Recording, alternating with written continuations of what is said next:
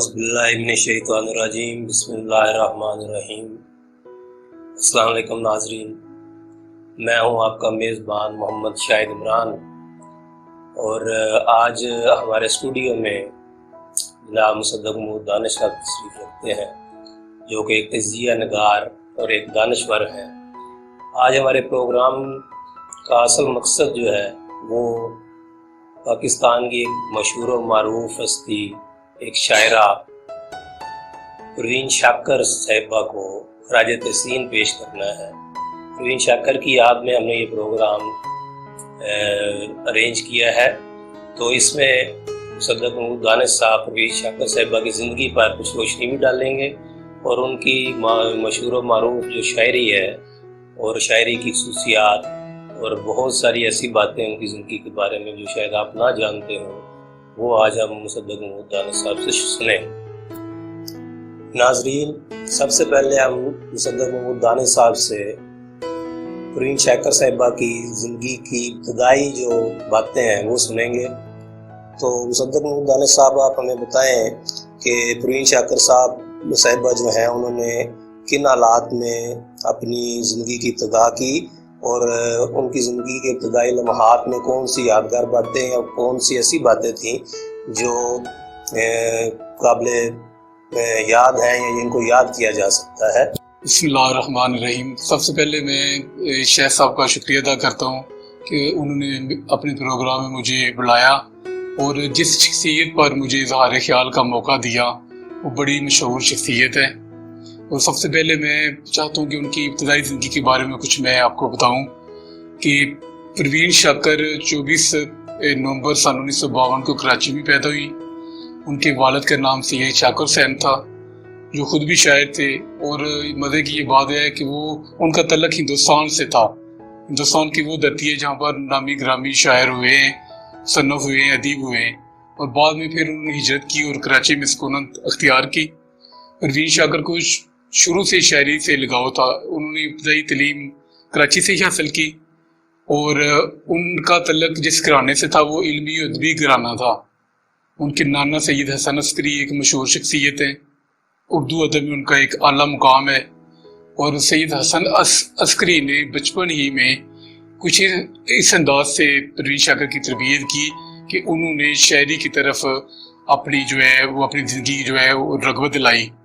اور انہوں نے ان کو اپنے اس شاگردی میں بھی لے لیا۔ اور ان کے والد سید شاکر حسین وہ بھی خود شاعر تھے، اور انہوں نے ان سے بھی سیکھا۔ تو ایک اور ان کی خاندان کی شخصیت ہے جن کا نام بہار حسین آبادی ہے، اور وہ بہت بڑے ایک شاعر ہوئے ہیں۔ تو اس طرح ان کا بچپن جو ہے وہ ان شخصیات کے سائے میں گزرا۔ انہوں نے انگریزی اور لسانیات میں پہلے گریجویشن کی، اور پھر اسی مضمون میں کراچی یونیورسٹی سے انہوں نے ایم اے کی ڈگری حاصل کی، اور بعد میں وہ شعبہ تدریس سے وابستہ ہو گئی، اور کچھ عرصے بعد انہوں نے گورنمنٹ کی جو ہے ملازمت اختیار کی، اور مرتے دم تک ان کی ہی ملازمت رہی۔ جی ناظرین، تو ہم نے سنا کہ پروین شاکر صاحبہ کی ابتدائی زندگی جو ہے وہ کس طرح گزری، ان کا گھرانہ ہی شاعرانہ تھا۔ تو اب ہم مصدق محمود دانش صاحب سے پوچھیں گے کہ پروین شاکر صاحبہ کی جو شاعری کی طرف رغبت تھی وہ تو ان کو ورثے میں مل گئی، لیکن ان کی شاعری میں اتنی گہرائی جو ہے وہ کیسے آئی، اور ان کی شاعری میں وہ کون سی ایسی خاص باتیں ہیں جن کی وجہ سے ان کی شاعری جو ہے اتنی معروف و مشہور ہوئی۔ تو مصدق محمود دانش صاحب، آپ ہمیں بتائیے کہ ان کی شاعری میں ایسی کون سی خصوصیات ہیں۔ ڈاکٹر صاحب، ان کی شاعری کی جو خاص بات ہے کہ انہوں نے اپنے جو ان کے احساسات و جذبات تھے ان کو انہوں نے اپنی شاعری میں سمایا ہے، اور نہ صرف اپنے جذبات کی ترجمانی کی بلکہ معاشرے کی جو دوسری عورتیں ہیں ان کے احساسات و جذبات کی بھی عکاسی کی، اور اپنی شاعری میں ان کو بڑے زبردست طریقے کے ساتھ بیان کیا ہے۔ اور ان کو اگر آپ عورتوں کی ترجمان شاعرہ کا نام دیں تو وہ بھی جو ہے وہ غلط نہ ہوگا، ٹھیک ہے۔ اور اپنے اندر وہ بے حد نرمی ہمدردی کے جذبات رکھتی تھی، اور اس کا عکس ان کی شاعری میں بھی جا بجا نظر آتا ہے۔ اور بے حد خوبصورت شخصیت کی مالک تھی اور خوبصورت الفاظ سے انہوں نے اپنی شاعری کو چار چاند لگا دیے، اور نرم شخصیت ہونے کی وجہ سے انہوں نے اپنی شاعری میں بھی اکثر جگہ پر نا بڑے خوبصورت نام جو ہیں وہ استعمال کیے ہیں، مثلا چاند، خوشبو، بادل، رات، شہر، موسم اور خواب وغیرہ، اور ان الفاظ کو انہوں نے کافی زیادہ استعمال کیا ہے۔ ان کا دکھ ان کی شاعری سے بھی جھانکتا ہے۔ اصل میں ان کی شادی ہوئی تھی ان کے خالہ زاد بھائی کے ساتھ، ٹھیک ہے، جو فوج میں ڈاکٹر تھے، اور ان کا نام تھا نصیر علی، لیکن بدقسمتی سے ان کے ساتھ ان کی زندگی جو ہے نا وہ اچھی نہیں گزری، خوشگوار نہیں گزری، پتہ نہیں کیا وجہ تھی، لیکن ان کی زندگی میں دکھ ہی دکھ شادی کے بعد زیادہ ان کو ملے ہیں، اور ان کا جو ہے لب و لہجہ شاعری کے لحاظ سے وہ دکھ میں ڈلتا نظر آتا ہے، اور شاید ان کے شوہر کی بے رخی ایک بڑی وجہ ہے، ٹھیک ہے، اور ان کی زندگی کا جو اختتام ہے، یعنی جب وہ فوت ہوئی اس سے پہلے وہ انہیں طلاق ہو گئی تھی، انہوں نے طلاق لے لی تھی۔ ظاہری بات ہے کہ ایک عقل مند عورت اس طرح نہیں کر سکتی، بہت زیادہ مجبور ہو کر ہی یہ ان حالات سے سب گزرنا پڑتا ہے۔ تو انہوں نے اپنی شاعری کے ذریعے اس کا اظہار بھی کیا ہے، جو اپنے شوہر سے وہ شکایات رکھتی تھی، اور ان کے بہت سارے خواب تھے جس طرح ایک عام عورت کے ہوتے ہیں، اور اپنے خوابوں کے ٹوٹنے پر وہ کہتی ہیں، خوابوں کے بکھرنے پہ پروین شاکر کہتی ہیں، جس طرح خواب ہوئے میرے ریزہ ریزہ، اس طرح خواب ہوئے میرے ریزہ ریزہ، اس طرح نہ کبھی ٹوٹ کر بکھرے کوئی۔ اور ایک اور جگہ پر وہ کہتی ہیں، اپنی شوہر کی بے رخی کو بیان کرتے ہوئے کہتی ہیں، جس میں وہ ان کی بے وفائی کی وجہ سے بھی، اس کے باوجود کہ وہ اس کے جو ان کے شوہر تھے وہ بے وفا تھے، لیکن اس کے باوجود بھی انہوں نے اپنے عشق کا اظہار کیا ہے، اور اس میں وہ کہتی ہیں، تیرے بدلنے کے باوصف تجھ کو چاہا ہے، تیرے بدلنے کے باوصف تجھ کو چاہا ہے، یہ اعتراف بھی شامل میرے گناہ میں ہے۔ اور اس طرح مختلف موقع پر انہوں نے اپنے دکھ کا اظہار کیا ہے۔ ناظرین، ہم نے سنا کہ پروین شاکر صاحبہ جو ہیں ان کی شاعری میں دکھ بھی تھا، درد بھی تھا، لیکن اس کے باوجود انہوں نے بہت ہی خوبصورت الفاظ اپنی شاعری میں استعمال کیے۔ ان کی شاعری کی مٹھاس جو ہے وہ ہے ہی اس بات میں کہ اس میں وہ اپنا درد بھی بیان کر جاتی ہیں، لیکن اس میں اتنے خوبصورت الفاظ بیان کرتی ہیں کہ وہ پڑھنے والا جو ہے اس کا دل باغ باغ ہو جاتا ہے۔ تو اب ہم نیکسٹ مصدق محمود دانی صاحب سے یہ پوچھیں گے کہ عموماً شاعر جو ہوتے ہیں وہ دو قسم کے ہوتے ہیں، کہ وہ یہاں تو دکھی شاعری کرتے ہیں جن کو قنوتی شاعر کہا جاتا ہے، اور یا پھر وہ ایسی پر امید شاعری کرتے ہیں جس میں زندگی کے رنگ ہوتے ہیں، جن کو رجائی شاعری کہا جاتا ہے۔ تو جو پروین شاکر صاحبہ تھی، ان کی شاعری جو ہے وہ دو طرفہ نظر آتی ہے، تو ہم ان سے پوچھیں گے کہ وہ زیادہ قنوتیت کی طرف راغب تھیں یا رجائیت کی طرف جا رہی تھی۔ تو مصدق دانی صاحب آپ ہمیں بتائیں کہ پروین شاکر صاحبہ کی شاعری جو ہے اس میں رجائیت کا رنگ زیادہ بھرا ہوا تھا یا قنوتیت کا رنگ زیادہ بھرا ہوا نظر آتا ہے؟ شاہ صاحب ان کی شاعری جو ہے اس میں رجائیت کا تھوڑا سا عکس ضرور نظر آتا ہے، لیکن زیادہ ان کی جو شاعری ہے وہ قنوتیت پر مبنی ہے، اور اس کی مین وجہ میرے خیال میں جو سب سے بڑی وجہ ہے کہ ان کے اپنے شوہر کے ساتھ ان کی زندگی کا ناخوشگوار ہونا، جس کی وجہ سے انہوں نے اپنے دکھ کو اپنی شاعری کی صورت میں ڈالا ہے، اور جو قنوتیت ہے وہ زیادہ نظر آتی ہے۔ رجائیت کا تھوڑا سا عکس ہے، مثلا کو بکو پھیل گی بات شناسائی کی، کو بکو پھیل گی بات شناسائی کی، حسن خوشبو کی طرح میری پذیرائی کی۔ اور ایک اور شعر ہے مجھے ان کا یاد آ رہا ہے جو آپ رجائیت کے لحاظ سے کہہ سکتے ہیں، بارہا تیرا انتظار کیا، بارہا تیرا انتظار کیا، اپنے خوابوں میں ایک دلہن کی طرح، ٹھیک ہے، لیکن زیادہ ان کی جو شاعری ہے وہ قنوتیت پر مبنی ہے، اور ان کا اس کا اظہار وہ جا بجا کرتی نظر آتی ہے۔ مثلاً اب تو اس راہ سے وہ شخص گزرتا ہی نہیں، اب تو اس راہ سے وہ شخص گزرتا بھی نہیں، اب کس امید پہ دروازے سے جھانکے کوئی۔ ایک اور جگہ پر وہ کہتی ہیں، اپنے قاتل کی ذہانت سے پریشان ہوں میں، اپنے قاتل کی ذہانت سے پریشان ہوں میں، روز ایک موت نئے طرز کی ایجاد کرے۔ اور ایک اور جگہ ان کا ایک نوتن بھرا شعر ہے، لہو جمنے سے پہلے خون بہا دے، لہو جمنے سے پہلے خون بہا دے، یا انصاف سے قاتل بڑا ہے، اور کس بستی میں ہوگی سچ کی حرمت، کس بستی میں ہوگی سچ کی حرمت، ہمارے شہر میں باطل بڑا ہے۔ ناظرین، تو میں یہ پتہ چلا کہ پروین شاکر صاحبہ جو ہیں ان کی شاعری میں قنوتیت کا رنگ ہوتے ہوئے بھی ہمیں اس میں رجائیت کی خوشی ملتی ہے کہ وہ دکھ بھری شاعری بھی کرتی ہیں لیکن اپنے ہر دکھ کے ساتھ ایک امید کو بھی جوڑ دیتی ہیں۔ تو اب ہم صدق محمود دانش صاحب سے کہیں گے کہ ان کو پروین شاکر کے جن غزلوں نے یا جس کلام نے متاثر کیا تو ہمیں وہ بھی تھوڑا تھوڑا سنائیں۔ تو صدق محمود دانش صاحب، آپ ہمیں ان کی کوئی اچھی اچھی غزلیں جو آپ کو بہت پسند ہیں، جو جن سے آپ بہت زیادہ متاثر ہوئے، وہ ہمیں اور مجھے اور میرے ناظرین کو ضرور سنائیں تاکہ ہم بھی ان کی شاعری سے تھوڑا لطف اندوز ہو سکیں۔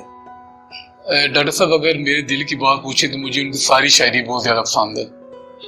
ٹھیک ہے، لیکن چونکہ وقت کا بھی خیال رکھنا پڑتا ہے، اس لحاظ سے میں چند جو ان کی مشہور تین غزل جو مجھے بہت زیادہ پسند ہے میں وہ آپ کو سنانا چاہوں گا۔ ہاں جی، سب سے پہلی یہ غزل ہے، اور یہ کافی عرصے سے میں نے یہ سنی تھی، پڑھی تھی، اور مجھے آج بھی وہ یاد ہے۔ کمال ضبط کو خود بھی تو آزماؤں گی، کمال ضبط کو خود بھی تو آزماؤں گی، میں اپنے ہاتھ سے اس کی دلہن سجاؤں گی۔ کمال ضبط کو خود بھی تو آزماؤں گی، میں اپنے ہاتھ سے اس کی دلہن سجاؤں گی، اور سپرد کر کے اسے چاندنی کے ہاتھوں میں، سپرد کر کے اسے چاندنی کے ہاتھوں میں اپنے گھر کے اندھیروں کو لوٹاؤں گی، اور بدن کے کرب کو وہ بھی سمجھ نہ پائے گا، اور بدن کے کرب کو وہ بھی سمجھ نہ پائے گا، میں دل میں روؤں گی، آنکھوں میں مسکراؤں گی، اور وہ کیا گیا کہ رفاقتوں کے سارے لطف گئے، وہ کیا گیا کہ رفاقت کے سارے لطف گئے، میں کس سے روٹھ سکوں گی، کسے مناؤں گی، اور اب اس کا فن تو کسی اور سے ہوا منسوب، اب تو اس کا فن کسی اور سے ہوا منسوب، میں کس کی نظم اکیلے میں گنگناؤں گی، اور وہ ایک رشتہ بے نام بھی نہیں، لیکن وہ ایک رشتہ بے نام بھی نہیں، لیکن میں اب بھی اس کے اشاروں پر سر جھکاؤں گی، اور بچھا دیا تھا گلابوں کے ساتھ اپنا وجود، بچھا دیا تھا گلابوں کے ساتھ اپنا وجود، وہ سو کے اٹھے تو خوابوں کی راکھ اٹھاؤں گی، اور سماحتوں میں گھنے جنگلوں کی سانسیں ہیں، سماحتوں میں گھنے جنگلوں کی سانسیں ہیں، میں اب کبھی تیری آواز سن نہ پاؤں گی، اور جو جواز ڈھونڈ رہا تھا نئی محبت کا، جواز ڈھونڈ رہا تھا نئی محبت کا، وہ کہہ رہا تھا میں اس کو بھول جاؤں گی۔ اور ایک اور غزل میں آپ کو سنانا چاہتا ہوں، چلنے کا حوصلہ نہیں رکنا محال کر دیا، چلنے کا حوصلہ نہیں رکنا محال کر دیا، عشق سفر نے تو مجھ کو نڈھال کر دیا، اور اے میری گلے زمین تجھے چاہتی ایک کتاب کی، اے میری گلے زمین تجھے چاہتی ایک کتاب کی، اہل کتاب نے مگر کیا تیرا حال کر دیا، اور ملتے ہوئے دلوں کے بیچ اور تھا فیصلہ کوئی، ملتے ہوئے دلوں کے بیچ اور تھا فیصلہ کوئی، اس نے مگر بچھڑتے وقت اور سوال کر دیا،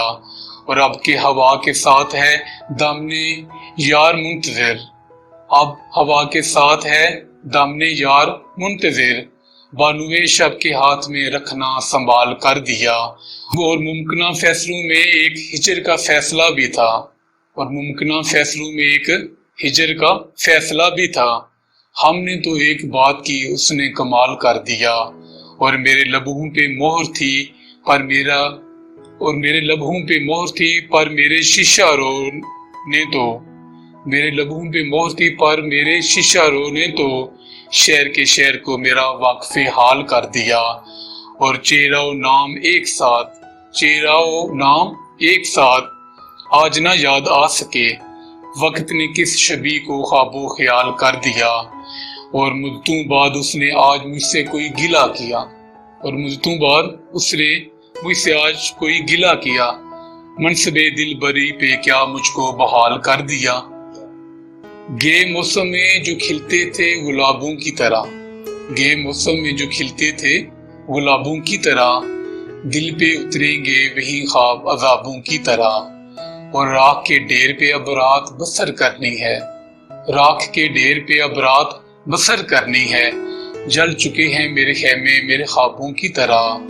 اور ساختے دید کے عارض ہیں گلابی اب تک، ساختے دید کے عارض ہیں گلابی اب تک، اولی لہوں کے گلنار عجابوں کی طرح، اور وہ سمندر ہے تو پھر روح کو شاداب کر دے،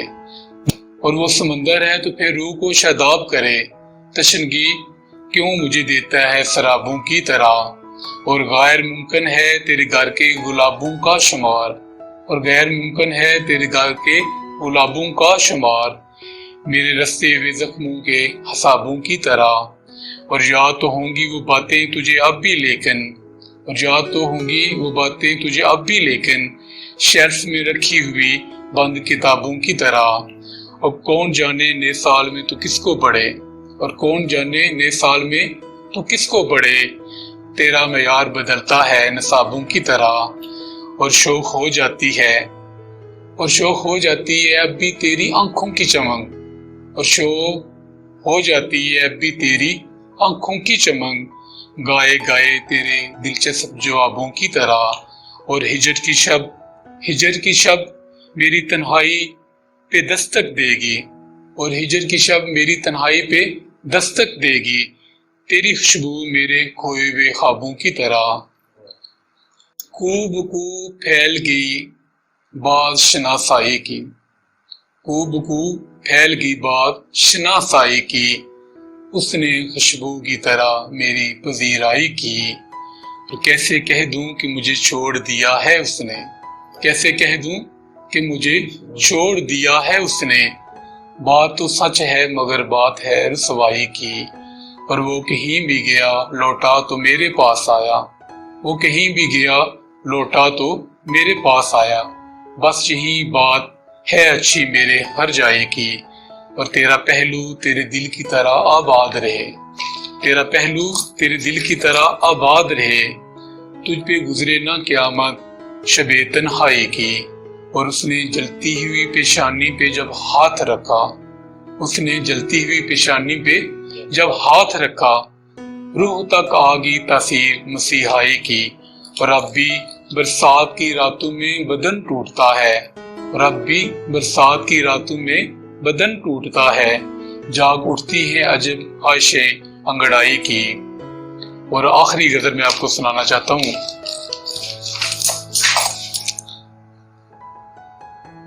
وہ ہم نہیں جنہیں سہنا یہ جبر آ جاتا، وہ ہم نہیں جنہیں سہنا یہ جبر آ جاتا، تیری جدائی میں کس طرح صبر آ جاتا، وہ ہم نہیں جنہیں سہنا یہ جبر آ جاتا،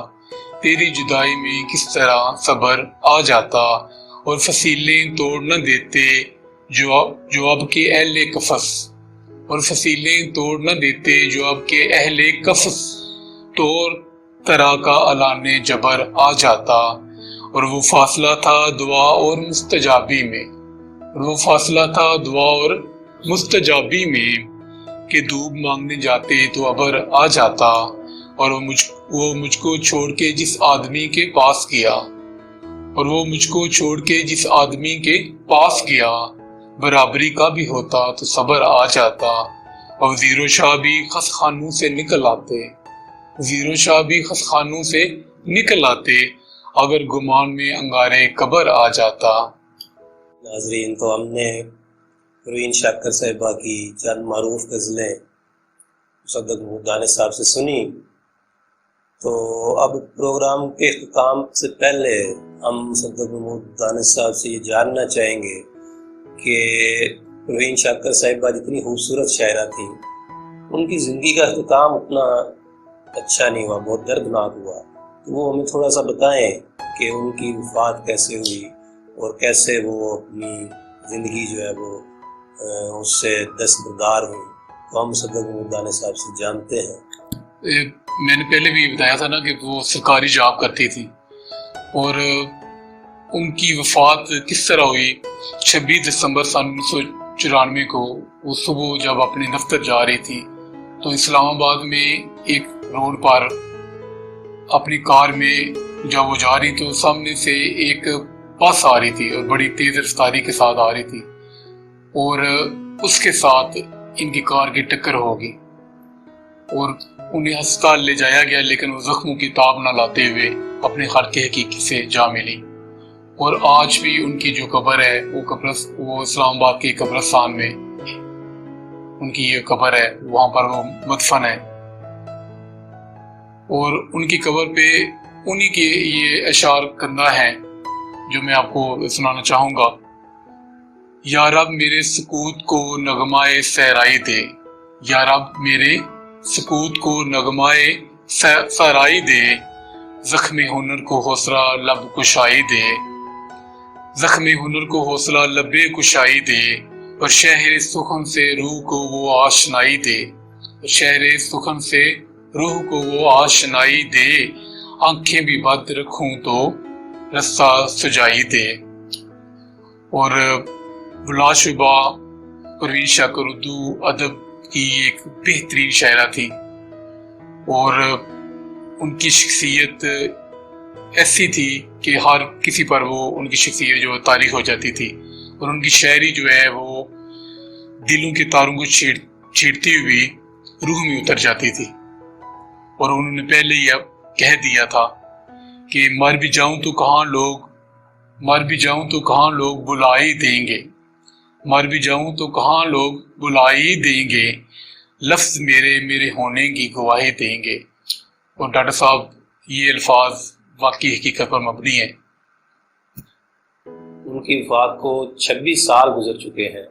اس کے باوجود ان کی شاعری جو ہے وہ بالکل تر و تازہ ہے۔ آج بھی ان کی شاعری سے تازے گلابوں کی خوشبو آتی ہے۔ ہماری آج کی نوجوان نسل بھی ان کی شاعری کے سحر میں گرفتار ہے۔ ان کی غزلیں، ان کے جتنے بھی اشعار ہیں، ان کو اگر بار بار بھی پڑھا جائے تو ان میں ایک الگ ہی لطف ملتا ہے۔ پروگرام کے اختتام پر ہم اللہ تعالیٰ سے دعا کرتے ہیں کہ اللہ تعالیٰ پروین شاکر صاحبہ کو جنت میں اللہ مقام عطا فرمائے اور ان کے گناہوں سے پردہ پوشی کرے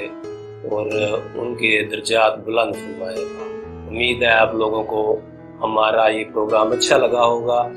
آپ کمنٹس میں اپنی رائے بھی دیں، پروین شاکر کے بارے میں بھی رائے دیں، ان کی شاعری کے بارے میں بھی رائے دیں،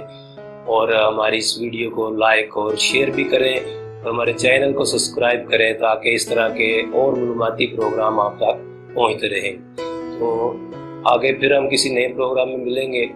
تب تک کے لیے اجازت، اللہ حافظ۔